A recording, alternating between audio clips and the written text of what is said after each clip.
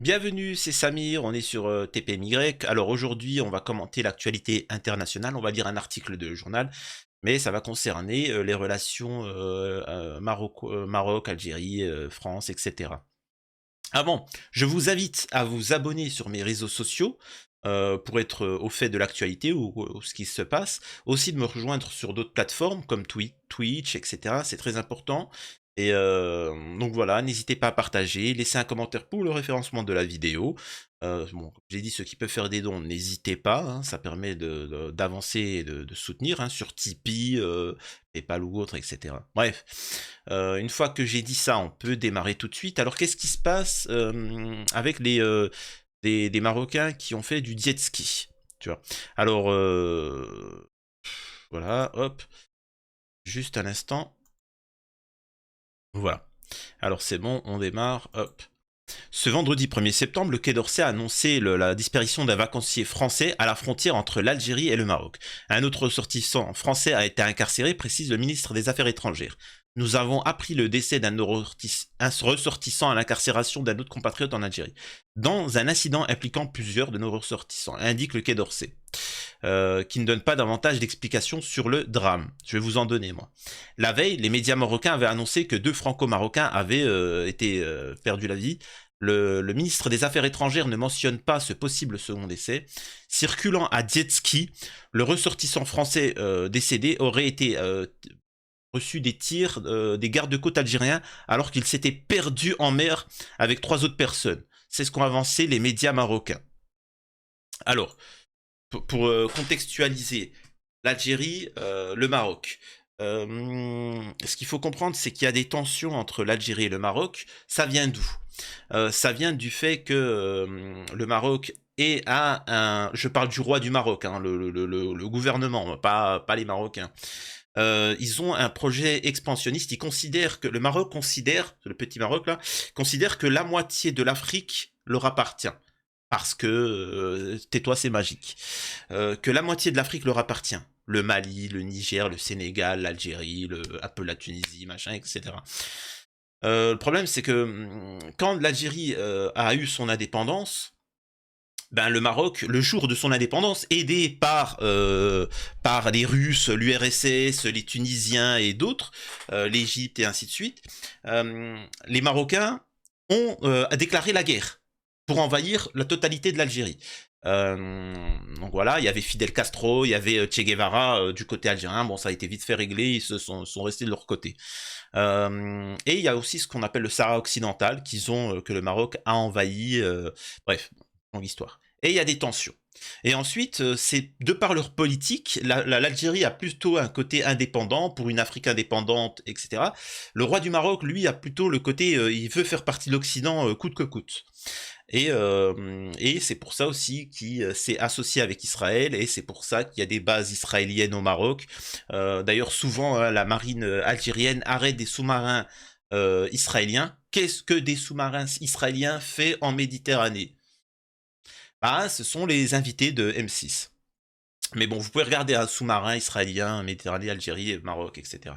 Et donc, ça crée des tensions. Il faut aussi rappeler une chose, c'est que l'Algérie est un État militaire. Hein. Il y en a, ils ont des États arc-en-ciel. Il y en a, ils ont des États militaires, avec un homme fort et qui pense à développer le pays, tu vois, et pas vendre son pays. C'est deux nuances. Et donc, pour expliquer, il faut savoir qu'en Algérie, il y a très peu de... Enfin, maintenant, ils bloquent hein, tout ce qui est trafic, etc. Pour ceux qui veulent aller en France, etc. La marine, elle bloque. Hein. C'est très difficile pour les Algériens de frauder, hein, de vouloir émigrer en France de manière illégale, je parle. C'est très... Alors vous allez me dire, oui, mais il y en a parfois des Algériens qui viennent, c'est des migrants et ils viennent de manière illégale. Ouais, mais ils partent par le Maroc, la Tunisie, ils font un détour parce que la marine algérienne, elle bloque. Euh, et donc, du côté de la frontière marocaine, il faut savoir que la majeure partie de ce qui se trouve dans les rues en France, vous savez très bien de quel produit je parle, vient du Maroc. Ça montre aussi du fait que c'est volontaire, c'est laissé là, hein, les produits stupes en France sont laissés, parce qu'en fait, il y en a pas 50 endroits, tu vois. Il y en a bien qui font des petites productions à droite à gauche, mais tout vient du Maroc, tu vois? Tout vient du Maroc, la majeure partie. Il suffirait de faire un blocus sur le Maroc pour interdire cette économie-là et ça serait réglé.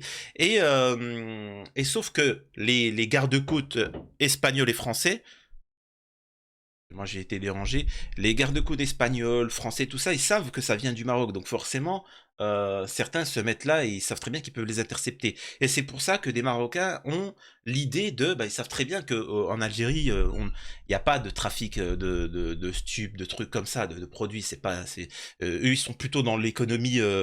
Voilà, l'industrie, le travail, la société, le machin, c'est pas dans la vente de produits stupéfiants. C'est pas. D'ailleurs, pour un pays musulman, c'est gravissime, hein, il faut le savoir. Hein, on ne vend pas de produits stupes. Je dis ça, je dis rien. Et donc, ils ont la solution, c'est de venir du côté algérien parce qu'ils se disent qu'il y a personne qui vont les regarder. Et ils passent là. Donc, c'est pour ça que parfois, vous pouvez voir des migrants ou des choses comme ça essayer de passer par la frontière algérienne et remonter. Sauf que ça n'est pas passé. Alors là, encore une fois, là, on n'a aucune réelle information, hein, c'est que du blabla sur Twitter et des journaux qui reprennent.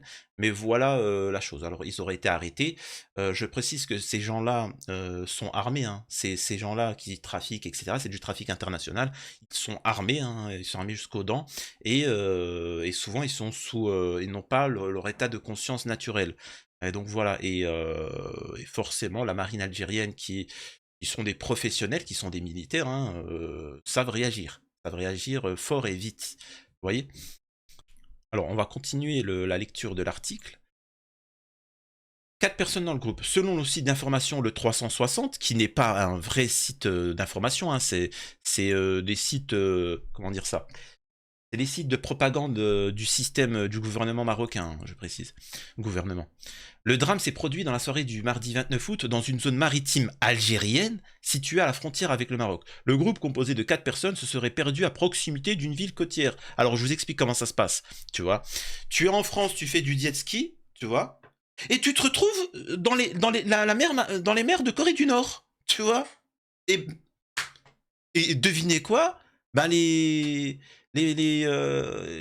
soldats de la Corée du Nord, ben ils les ont arrêtés. Oh, bon, ils sont un petit peu perdus, tu vois. Mais bien évidemment, on y croit tous. Situé au nord-est du pays et très prisé par les vacanciers d'été. Alors il faut savoir un truc, c'est que réellement à l'heure actuelle, le Maroc, hein, le gouvernement marocain n'a toujours pas réagi sur cette affaire-là. Personne n'a véritablement réagi. Là, c'est juste vous savez, c'est comme sur Twitter, c'est des journaux putaclic ou des choses comme ça qui vous sortent des affaires, mais derrière, il n'y a aucun fait. Et ça se relaie, mais à l'heure actuelle, le Maroc hein, n'a toujours rien parlé de cette affaire-là. Mis sur Twitter, etc., ainsi de suite. Je rappelle aussi que dans le Sahara occidental, qui n'appartient pas au Maroc, hein, c'est un peuple libre. Hein, en fait, dans le monde, il y a la Palestine et il y a le Sahara occidental et qui sont colonisés et subissent des exactions. Il y a des touristes algériens, t'as des Algériens qui étaient en bus et ils ont été, il y a eu des missiles qui sont tombés sur eux marocains. Et là, ça n'a pas fait le buzz. Alors je vous pose la question, pourquoi là ça fait le buzz et quand c'est des Algériens, ça ne fait pas le buzz? Alors que là, c'est avéré. Pourquoi? Tout simplement, c'est géopolitique. L'Algérie est en train a quitté l'Occident et s'est allié avec les BRICS et ça pose problème à la France et à l'Occident et c'est pour ça que ça dérange. Et ils aimeraient qu'on ait des bases israéliennes en Algérie comme au Maroc, mais c'est juste ça le truc. Hein. C'est uniquement pour ça. Regardez ce qui se passe. Tout le temps, on attaque l'Algérie parce qu'elle est indépendante. La Tunisie s'est éloignée de l'Occident pour rejoindre les BRICS, etc., a expliqué qu'elle ne reconnaîtrait jamais l'État d'Israël, enfin le machin, etc., la normalisation de machin. D'un seul coup, on a sorti des affaires sur eux. C'est ça que j'explique à nos camarades d'Afrique, en France, parce qu'en Afrique, ils sont pas naïfs sur le sujet. Il n'y a qu'en France qui sont naïfs. C'est que c'est pour déstabiliser le pays, c'est pour menacer. Regardez l'Arabie Saoudite. Il y a eu un problème avec l'Arabie Saoudite ces 20 dernières années? Non. Et là, on est en train d'expliquer qu'ils se comportent mal avec les migrants. Pourquoi? Parce qu'ils ont intégré les BRICS. Tout ça, c'est géopolitique, toutes ces affaires-là. Donc voilà. Le centre de crise et de soutien du ministère de l'Europe et des Affaires étrangères de nos ambassades au Maroc et en Algérie sont en contact étroit avec les familles et de nos concitoyens, à qui nous apportons tout notre soutien, révèle le Quai d'Orsay ce vendredi. Nous sommes en contact avec les autorités marocaines et algériennes. Le parquet a été avisé, poursuit le ministre des Affaires étrangères. Ils ont commencé à zigzaguer autour de nous comme pour essayer de nous faire chuter. Ouais, bon, ouais, c'est pas... En fait, j'en parle parce que ça fait le buzz sur les réseaux sociaux, mais c'est pas une affaire. Moi, ce que je peux dire, c'est respect à la marine algérienne, respect de faire respecter la loi. Et si on a les noms si c'est avéré et ils ont protégé le territoire algérien, ce sont des héros. Et je pense qu'il faut leur donner une médaille et même faire une cagnotte. Moi, si j'avais un nom, je ferais une cagnotte. Merci, parce que ça, c'est ça l'armée. L'armée qui protège de la déliquescence, des réseaux pédos, du trafic. Il ne faut surtout pas qu'en Algérie, il y ait des pédos qu'on puisse acheter comme dans certaines ruelles, rues au Maroc et ça. Allez voir sur Twitter, j'ai posté des vidéos pour 15 € des enfants. Merci à l'armée algérienne et surtout merci à Tebboune qui est un héros, hein, un héros de la nation algérienne qui a permis de développer encore plus l'Algérie. Et ce n'est que le début. Merci à l'armée algérienne d'être là et toujours plus nombreux. Merci aux généraux algériens qui, sans eux, l'Algérie aurait déjà été envahie, hein, je tiens à le préciser. Merci à vous. Franchement, respect. Et continuez comme ça et faites en sorte que votre peuple puisse vivre en paix. Voilà, tout simplement. En France, ce n'est pas le cas. En France, par exemple, nos autorités ne font pas le travail. T'as des migrants qui viennent de manière illégale, on fait venir des produits stupes, on fait venir des produits qui vont détruire la jeunesse, la santé des gens. Parce que la France, le système ne défend pas son peuple.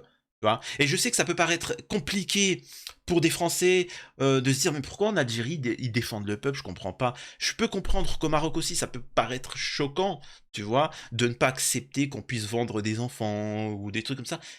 Chacun son rôle. Chacun son rôle, chacun sa vision des choses. Il y en a qui acceptent de pactiser avec Israël, d'autres non. Ça dépend des gens, chacun a sa vision. Je ne suis pas en train de dire qui a raison, qui a tort. Tu vois. Je dis juste que chacun a son point de vue. Voilà, tout simplement. Prenez soin de vous et force totale. Il faudrait peut-être que je vous fasse une vidéo pour vous expliquer qui est Tebboune. À la prochaine, prenez soin de vous et force aux Marocains, aux véritables Marocains qui en ont marre de cette dictature de M6, qui pille les richesses de son pays. Il faut que le peuple se révolte. Il y a le Mali, il faut prendre exemple sur le Mali, le Niger et le Gabon. Le Maroc doit se libérer. Véritablement, vous avez de quoi faire, de bien vivre, de vous développer et de travailler avec l'Afrique, vos voisins. C'est pas avec c'est pas avec Israël que vous allez faire du business. C'est avec vos voisins. C'est avec eux que vous allez avoir des échanges économiques. Tu vois. Alors c'est sûr que les Africains ne voudront pas d'enfants, je comprends, mais vous avez beaucoup de choses à vendre. Beaucoup d'autres. Vous avez beaucoup d'autres richesses, croyez-moi. À la prochaine, c'était Samir sur TPMY.